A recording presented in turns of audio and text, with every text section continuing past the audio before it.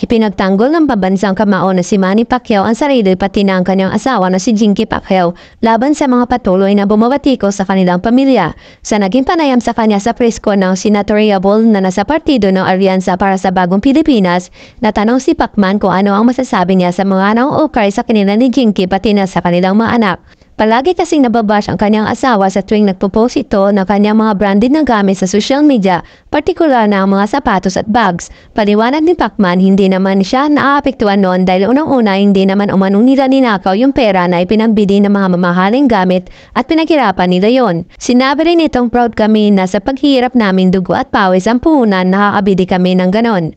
Dagdag pa nito na sana ay maging inspirasyon sila ng mga tao na kailangan nilang magsikap para matupad yung kanilang mga pangarap sa buhay.